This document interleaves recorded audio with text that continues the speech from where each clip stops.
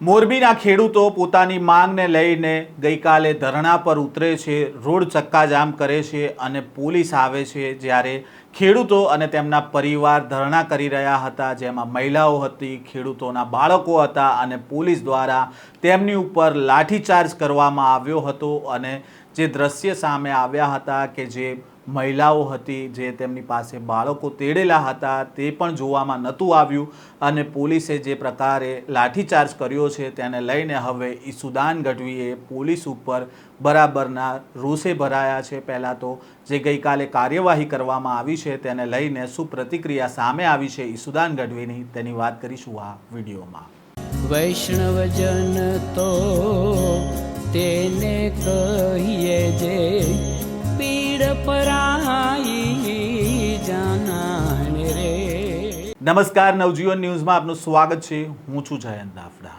ગઈકાલે મોરબીના જેતપુર ગામના ખેડૂતો છે તે ધરણા ઉપર ઉતર્યા હતા। જે ટોલ પ્લાઝા આવેલો છે ત્યાં ખેડૂતો ભેગા થયા હતા। મોટી સંખ્યામાં ખેડૂતો ભેગા થતાં પોલીસનો કાફલો છે તે પણ ઘટના સ્થળે દોડી આવ્યો હતો। ખેડૂતો દ્વારા પોતાની માંગને લઈને રોડ ચક્કાજામ કરવામાં આવ્યો હતો, કારણ કે છેલ્લા લાંબા સમયથી ખેડૂતો પોતાની માંગને લઈને સરકારને જગાડવાનો પ્રયાસ કરી રહ્યા છે। તેમના ખેતરમાં જે થાંભલા નાખવામાં આવી રહ્યા છે તેને લઈને વળતર મુદ્દે ખેડૂતોનો પ્રશ્ન છે અને તેને જ લઈને ખેડૂતો છે જે લાંબા સમયથી ધરણા કરે છે, વિરોધ પ્રદર્શન કરે છે અને રોજબરોજ ખેડૂતોની અટકાયત થઈ રહી છે। તેવામાં ગઈકાલે મોટી સંખ્યામાં ખેડૂતો છે તે મોરબીના ટોલ પ્લાઝા પાસે ભેગા થયા હતા અને તે દરમિયાન પોલીસ આવી પહોંચે છે। ખેડૂતો સાથે તેમનો પરિવાર હતો, મહિલાઓ હતી, બાળકો હતા, પરંતુ પોલીસે કશું જ જોયું નહીં અને દંડાવાળી કરી હતી। જે દ્રશ્ય સામે આવ્યા હતા તેને લઈને હવે રાજકારણ ગરમાયું છે અને તેને જ લઈને પહેલાં તો શું કહી રહ્યા છે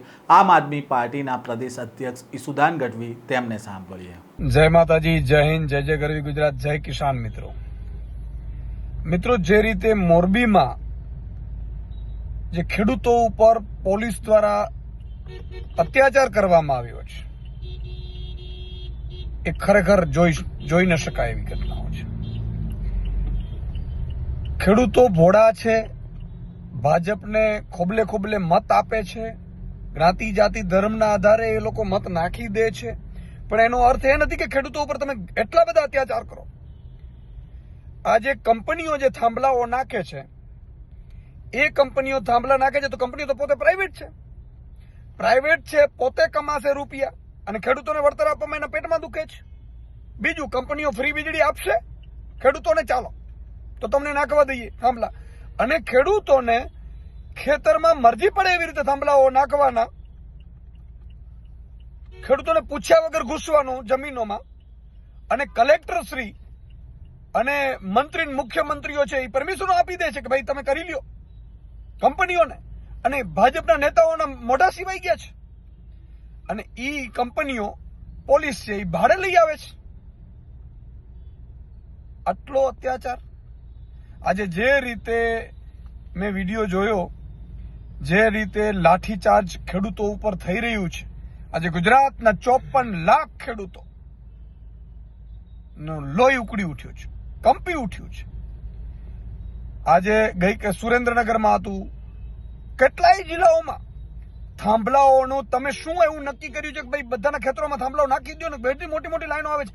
મુખ્યમંત્રી, પ્રધાનમંત્રી શ્રીએ સિરિયસ લઈ અને જે થાંભલાની કંપનીઓ છે, ખેડૂતોને એક કમિટી બનાવો, ખેડૂતોની કમિટી બનાવીને એકવાર મીટિંગ કરો કે ભાઈ તમને કેટલી આવક થાય છે, તમે આવકમાંથી શું આપવા માંગો છો? તમે કરોડો રૂપિયા કમાવો વર્ષે અને ખેડૂતોને લાખ રૂપિયા પણ નહીં આપવાનો। ખરેખર તો 5% કે 10% પ્રોફિટમાં લાભ આપો, અથવા તો તમે એવું કરો કે ભાઈ વળતર ઊંચું આપો। જૂના તમે અને અંગ્રેજોના કાયદાઓ ચાલે છે, અંગ્રેજોના સમયના અત્યારે, અને અધિકારીઓ મગનું નામ મરી નથી પડતા, અને પોલીસ વાળા એવી રીતે ખેડૂતો ઉપર તૂટી પડે છે, કેમ ભાઈ કોઈ આઈપીએસ નું, આઈએએસ નું કે મુખ્યમંત્રી મંત્રીના ખેતરમાંથી કાઢો? કોણ ના પાડે?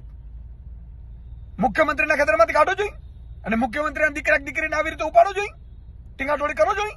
સિંઘમગીરી તમને ખેડૂતો ઉપર, ગરીબો ઉપર તમને ફાવે છે। તમે શરમ આવી જોઈએ અધિકારીઓને પણ, તમે એમને એમ છૂટ આપી દો છો કે મરજી પડે એવી રીતે કરી લ્યો, ખેડૂતોને હેરાન કરો, પરેશાન કરો, ખેડૂતો શું ના આપે। અને બધા લોકો એવું વિચારે છે કે ખેડૂતો માનતા નથી, ખેડૂતોને બહુ ઊંચા વળતર આપે છે, કંપનીઓ મેં સાંભળ્યું છે નેતાઓના ખિસ્સા ભરે છે, અધિકારીઓના ખિસ્સાઓ ભરે છે, મેં સાંભળ્યું છે. તો તમને મળી જાય અને ખેડૂતોને ન મળે, અને તમને ન મળતું હોય તો તમે આવી રીતે કરો ખરા? મુખ્યમંત્રીને મને એમ કહો કે ફંડ કે ચૂંટણી ફંડ કે મળે છે કે શું આમાંથી? જો ન મળતું હોય તો તમે એટલા બધા શું ઉભરા આવી જાય છે કે જે તમને મત આપે છે ખેડૂતો, એને તમે મતની કિંમત નથી કરતા, એના ઉપર અત્યાચાર કરો છો, એની મતની તમને પડી નથી. અને બીજી બાજુ કંપનીઓ માટે તમે આખો તંત્ર ઉભો રાખી દો છો, પોલીસ, કલેક્ટર, SDM, અને પછી એમ કે છે બધા ખુલ્લેઆમ કે જાઓ તમે કોર્ટમાં, અને અદાલતોમાં પછી કેસ ભરાવે.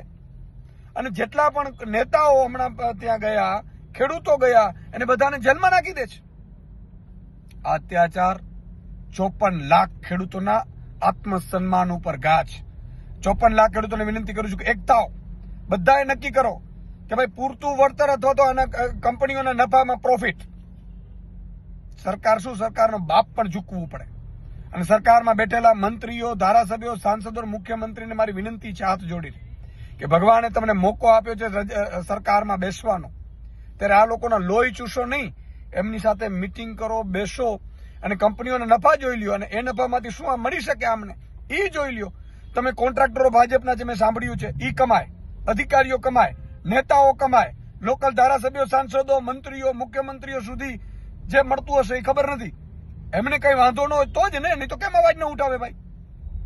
તો મારા ખેડૂતોને પણ યોગ્ય વળતર આપો, પછી એના ખેતરમાં જાઓ, એવી મારી વિનંતી છે. ખેડૂતોને પણ કહું છું કે એક થાઓ.